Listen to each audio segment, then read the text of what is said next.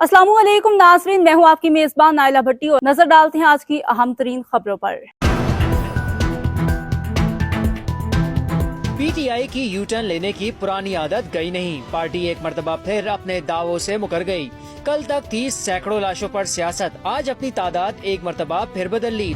पानी जेल में परेशान, सपोर्टर सड़कों पर, लीडरान तो आपस में ही गुत्तम गुत्ता हो गए। लॉन्ग मार्च के सारे दावे धरे के धरे रह गए। खान की फाइनल कॉल की नाकामी उन तक जरा देर से पहुंची। उनको कोई सैकड़ों अमवात का नहीं बल्कि सिर्फ 12 कारकुनान मारे जाने का बताया गया।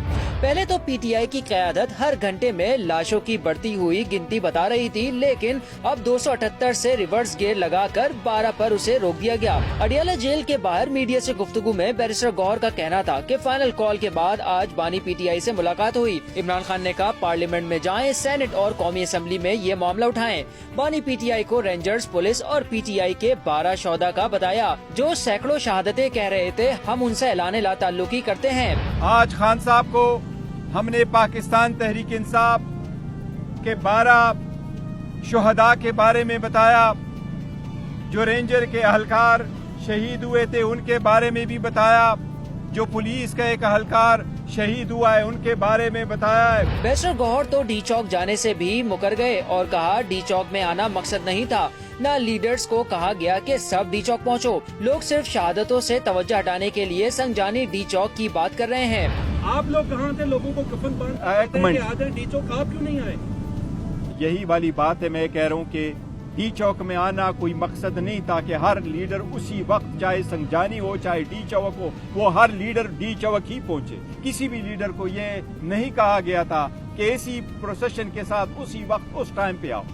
सारी लीडरशिप, सारे लोग इकट्ठे अपने अपने खिदमात सर अंजाम दे रहे थे, एक दूसरे के साथ इन टच थे। 26 नवंबर को सिक्योरिटी फोर्सेस ने इस्लामाबाद मुजाहिरीन से खाली कराया। ऑपरेशन शुरू होते ही वजीर आला केपी अली अमीन गंडापुर और बुशरा बीबी मौके से फरार होकर मानसेरा चले गए। सुबह का सूरज तुलू होते ही तहरीक इंसाफ के रहनुमाओं की जानिब से कारकुनों के मारे जाने के दावे शुरू हो गए। वजीर आला अली अमीन गंडापुर ने मानसेरा में प्रेस कॉन्फ्रेंस की, जिसमें उन्होंने सैकड़ों कारकुनान के मारे जाने का दावा किया।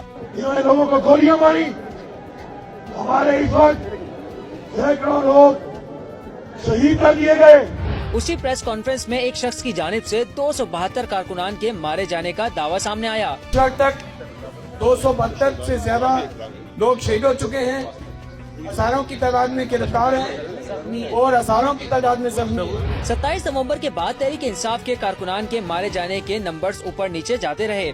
278 लोग इन्होंने सीधे गोलियां मार के शहीद किए, सीनों में गोलियां। 278 कल इस्लामाबाद में पीटीआई के सपोर्टर्स में से कम 20 अफराद शहीद हुए। तो आपके पास 28 अमवात लोगों ने, ये बात नहीं है जी, इसमें से 11 अमवात हैं जो कि कंफर्म्ड हैं। अब लगता है तहरीक इंसाफ का 12 कारकुनान की अमवात पर इत्तेफाक हो गया है।